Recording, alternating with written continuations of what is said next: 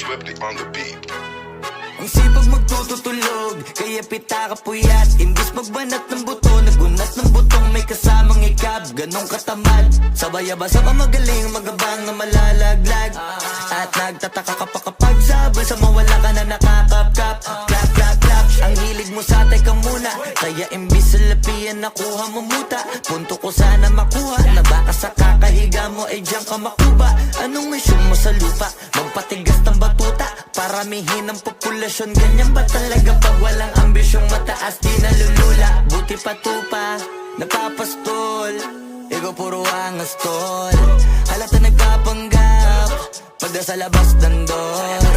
Iba-ibang palabas, kaya madalas mag-mall. Akala mo lang nakahabol ka na, pero di ka pa nakakascore. Di lang pala yung tulog yung pwedeng may mapanaginipan. Di rin pwede na lahat ng gusto idaan sa hilingan. Pag may nahiligan, di madalian. Ba't di pagigilan, sige, ikay magpursige kasi di pa huli. Pero sa'yo yan nakadepende, di yun nakabase ka sa swerte. Di laging pa pwede na, yung pwede lang kung pwede nga. Isipin na walang bagay na hindi pwede. Siyempre, di araw-araw, 25 na Disyembre. Darating at darating ang peste, yan ang dapat mong pagandaan. Kasi buti pa yung leche, plano may plano kahit leche.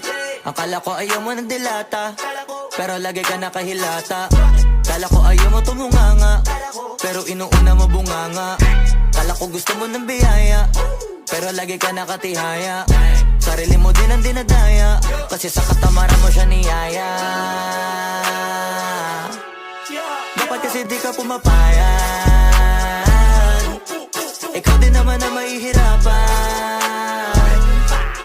Tsaka ikaw din na manghihinayang sa masasayang. Hoy batugan, di ka pa mayaman, wala ka bang matabang wallet? Bakit di ka makabangon, baka bakal na mukha mo tapos unan mo naman magnet.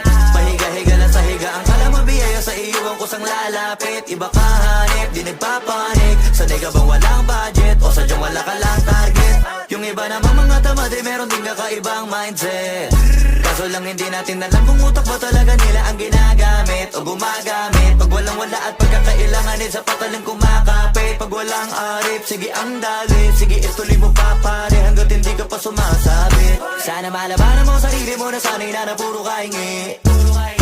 Alam mo naman siguro sa sarili mong hindi yan nakakabilib. Tapos siya pa yung galit sa'yo sa pilitan. Yun naman ang di ko maintindihan. Tipong imposible hindi mo din kainisan. Kahit pa ulit-ulit mo pasigihan, mali ka na kahit na isang beses mo lang hindian. Sa mga naririnig mo sana nakatuto ka para matuto ka ng sira ulo ka. Ang sakit mo nasa ulo kasi baka yung sakit mo nga ay nasa ulo na. Kung di ka kumilos ay hindi ka tutuka. Kapag hindi ka ngumuya ng ngumuya, mabubulunan ka naman. O di kaya bibig naman ay bubula kasi hindi to labanan ng patigasan ng mukha. Kaya matuto mahiya.